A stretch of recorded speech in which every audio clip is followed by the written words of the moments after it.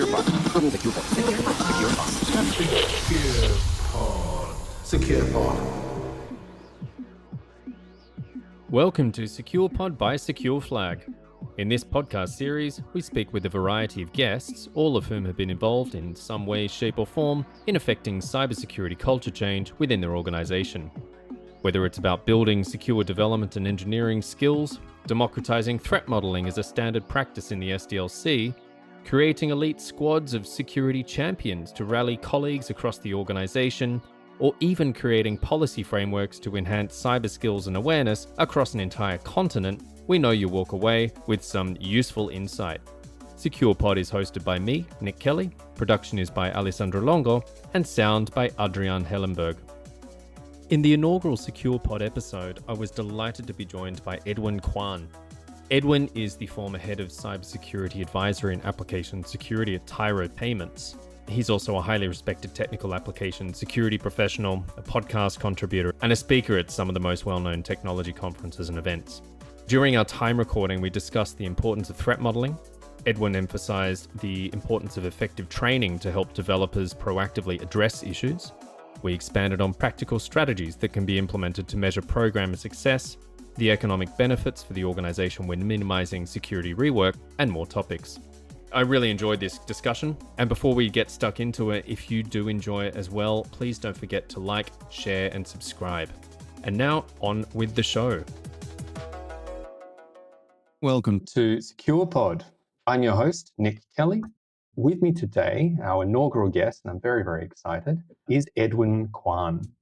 Edwin was formerly the head of Cybersecurity Advisory and Application Security at Tyro Payments, which is an Australian fintech company. And he is also the host of the AppSec Unlocked and Cyberbytes podcasts, which are both available on all your major podcast patches. So please feel free to check them out as well.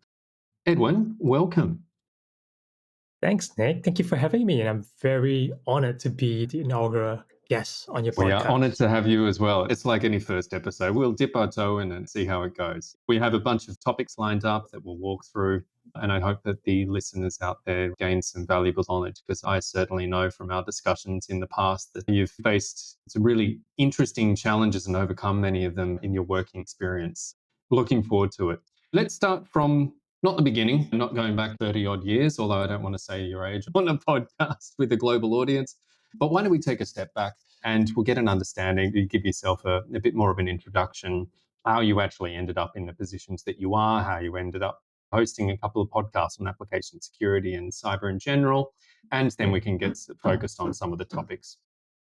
Yes, no, absolutely. So I have a software development background. So I started my career in software development, and I've been doing that for over 10 years before I moved into cybersecurity, and more specifically in application security itself. And Tyro is where that journey began, where I joined the company when it was a startup and it was working towards getting its banking license. And as part of being a bank that's regulated in Australia, there had to be certain expectations with regards to security, and secure development is one of those things that had to be done properly. I was involved in spearheading the development of a security-focused culture within the organization, having to promote awareness, adherence to best practices, pretty much bringing the company's security culture up along the way. I started doing that for a couple of years, and as you know, with all programs, there were things that we tried that didn't work and lessons learned along the ways. And having spent 10 years at Tyro, I've learned a lot, and that's why I started the podcast to kind of share some of my experiences and knowledge back to the community.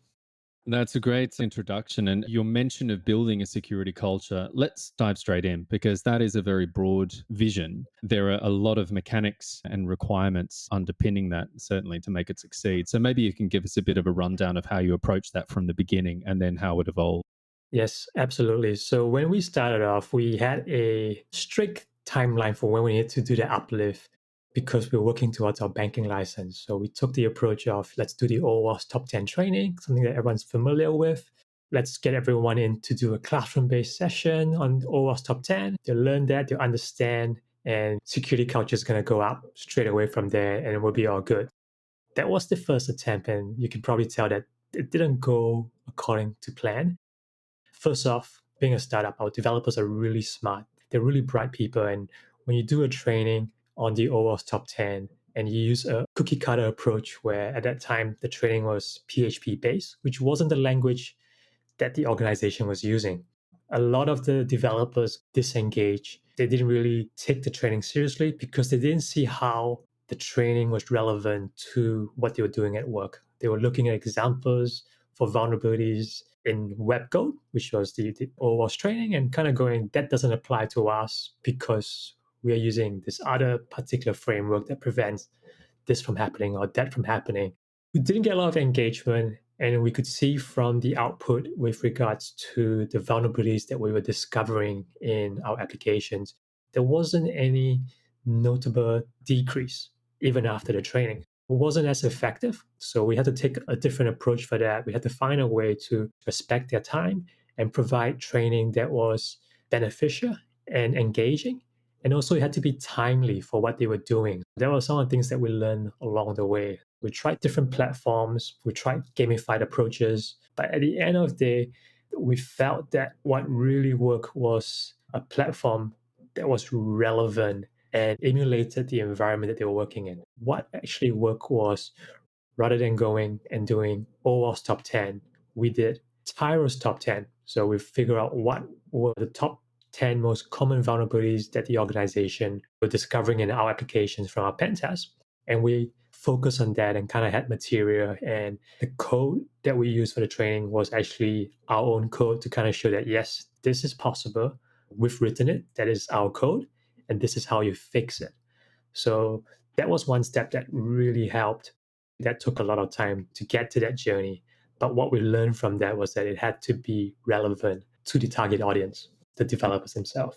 Yeah, that's certainly hitting the nail on the head from our experience when we've worked with customers. Generic is one thing, but it's prevalent, as the name suggests. There are a lot more idiosyncrasies that an organization can tie in to make it more engaging. I'm curious, and we'll certainly get back to that point about measurement of success as well and further building the program. But you mentioned at the beginning of that piece that it was initially around the application and receipt of a banking license that kicked the process off. As a very general statement, there are discussions around the effectiveness of compliance and its impact on heightened security. Again, a generic argument is that compliance may move the needle somewhat, but it still sets a low baseline. Do you have an opinion on that? Do you see these as effective starting measures? And do you think that from a compliance standpoint, there is a lot more to do and that that bar can be raised a fair bit higher? And I'll preface that by saying there are certain jurisdictions globally that are already pushing for a heightened level of secure coding training, but other elements. You're quite right. Compliance is definitely not equal to security. Compliance definitely did help to kickstart the program. I've seen organizations where you could have a compliant training program, but it's not effective. So it's not actually having any positive impact in raising the security culture within the organizations. Compliance helps to get things going. The compliance will help you start with the program, but you need to make sure that whatever program you're rolling out is effective. In my case, I could have stopped at that OWASP program and potentially have met the compliance requirements, but it wouldn't have done anything with regards to keeping our customers' data safe because it wasn't effective. It is a good thing to help get the ball rolling in terms of what needs to be done, but then it is very important to have good metrics and measurements. And security awareness is an interesting one because it's usually a lagging indicator. You don't really see the benefits of the training immediately. It normally takes 1 or 2 years to actually see that improvement coming in. It's something that you just have to constantly be aware of, make changes. I also depend heavily on feedback from the engineers in terms of how they feel about the program. One of the challenges we had with a security awareness program that was compliant but not as effective was you had people doing it for the sake of doing it. They were just Yeah. going in there trying to tick the box, but they weren't learning anything.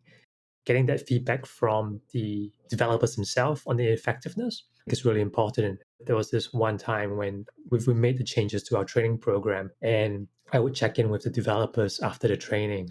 We're doing the first run of this new training program that we put together with this first group of developers. And I asked them, how did you find the training? Was it much better than what we used to do? And the feedback that I had was the company does a lot of pair programming where you get two engineers sitting together, straight away I saw some input validation errors that my pair was putting in there. And he said that was the fastest ROI from a training that he had done in terms of being able to put that into practice straight away. That we're in the right path in terms of our security awareness and training program.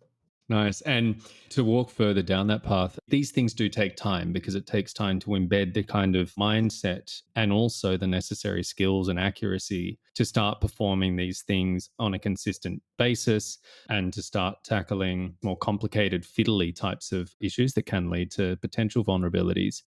Walking down that path, you've got compliance, which is sort of kickstarted a process. And then, of course, you would have another year and another compliance, but it serves as that baseline. When it comes to selling the value internally to internal stakeholders, particularly those who are non technical, a number of years ago, there were discussions around the water cooler that the board were looking a lot more intently at cybersecurity as an issue in general. But how does that translate to action, first of all, because they're working within the constraints of oftentimes an organization which is focused on, say, shorter term goals than a longer term strategy. And these types of investments may still not be high on the radar, even though they're spoken about highly on the radar. Those conversations that you've had, particularly with non technical executives, have they been successful? And I guess as a follow up, I would imagine likely those conversations require very good metrics to say, right, this is the return on investment. And how are you deriving those metrics?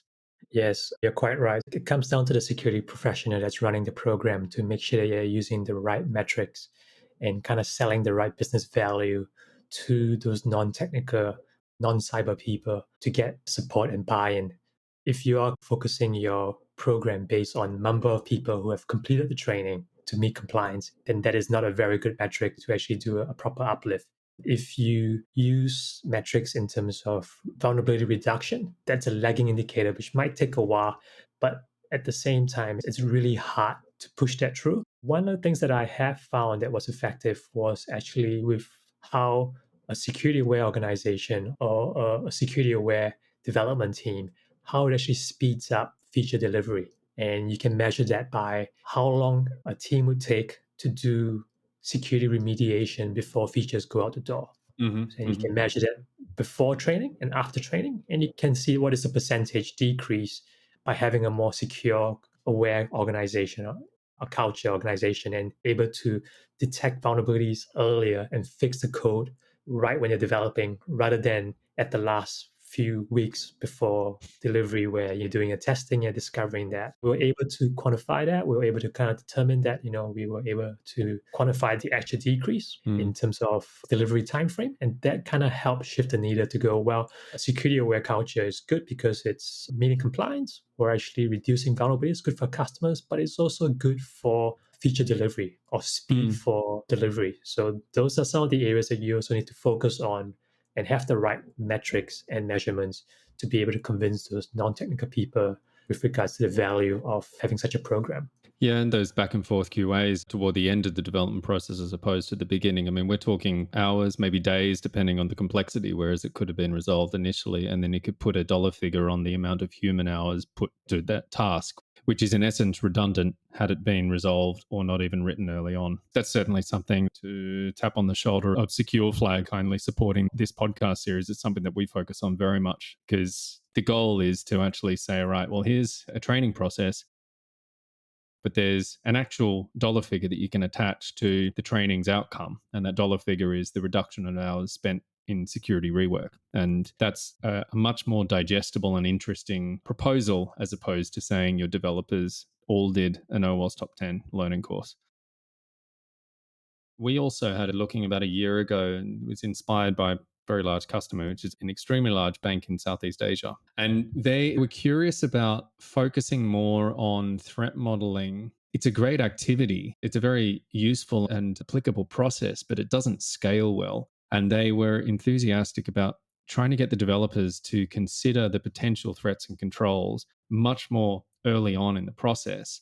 And to do that, we built a series of threat modeling labs where they could actually learn how a threat model is considered, how it is created, and the types of threats and controls that may be applicable to a feature or application.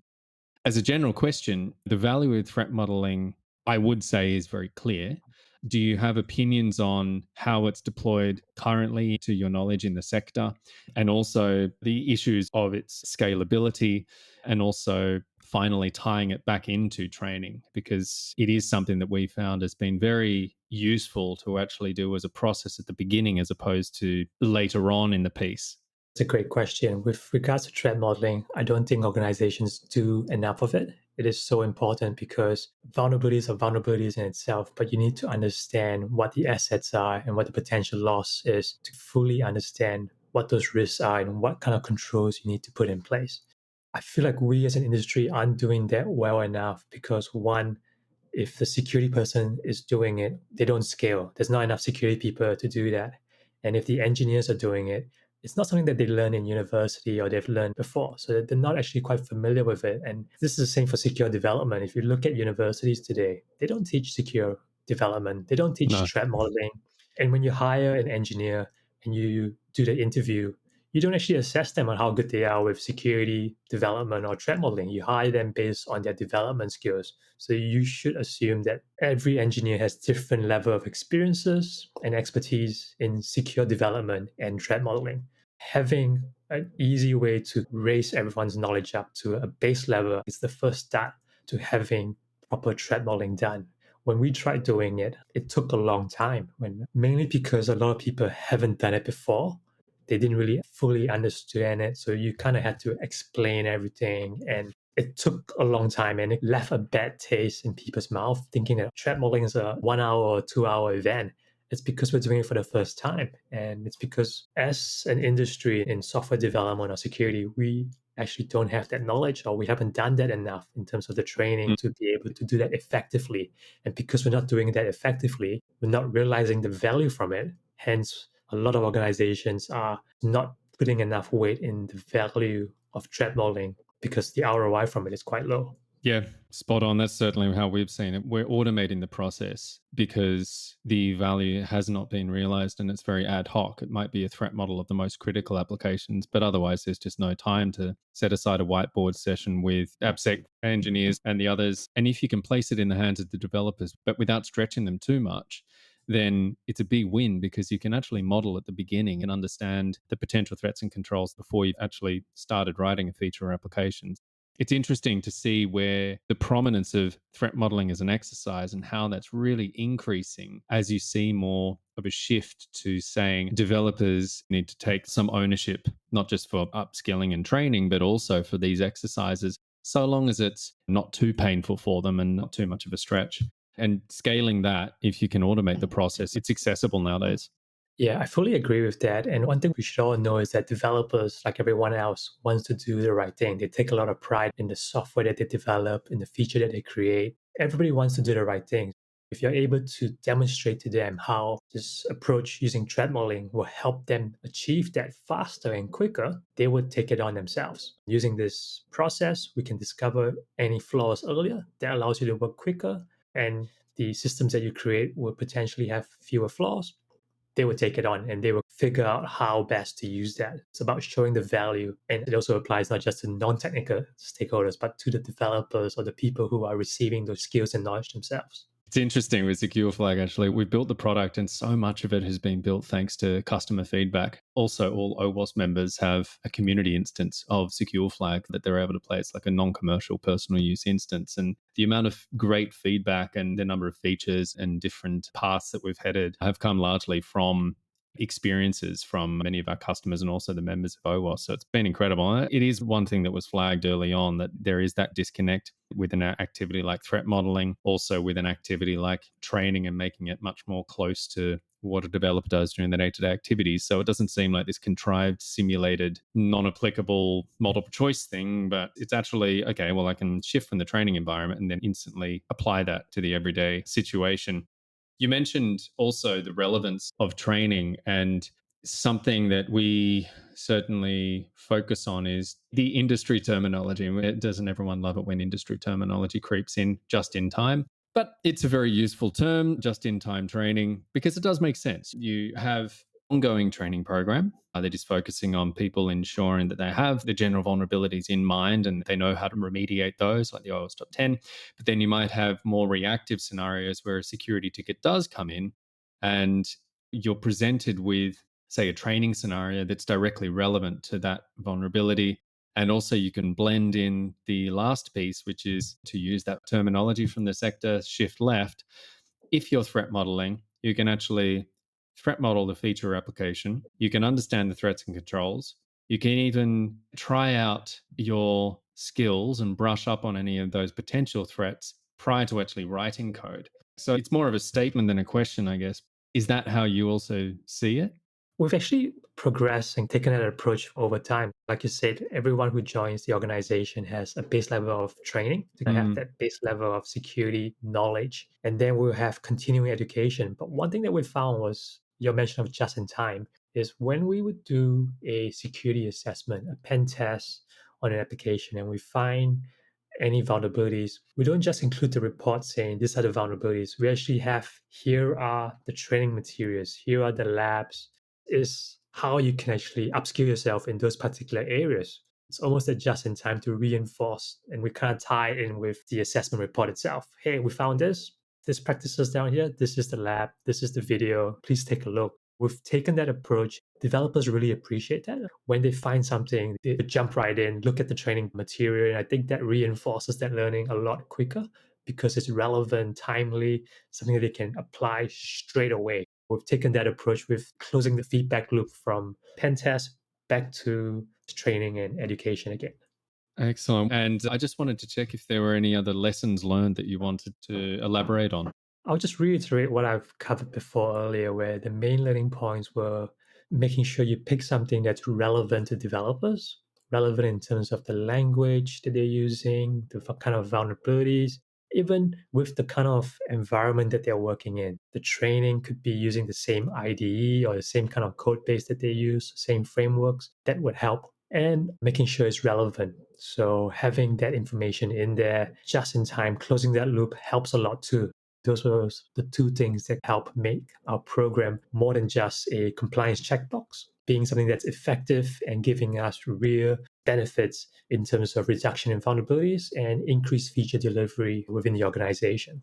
Fantastic. And these are the types of topics that you cover on your two podcasts. Maybe you can give a bit of a plug to the two podcasts for the audience. Thank you for that opportunity. So I've got two podcasts. One is called Cyber where it all started out with me trying to raise security awareness within the organization. Like most security professionals, spend a lot of time reading the news to stay up to date with the latest things in security. And every week I would share the things that I found really interesting to the organization. And I'll add a bit of my commentary in there. It's usually to help with reinforcing the security culture, saying like, this is happening and this is why we have these controls in place, or this is why we're doing that, or this is what's happening. That is why we have two-factor authentication in place. So that's what Cyberbytes is, to help raise awareness, to keep the conversation going. It's almost a security awareness program in itself. And it is great. I've listened to, I think, 2 or 3 episodes and suggest that the audience check it out.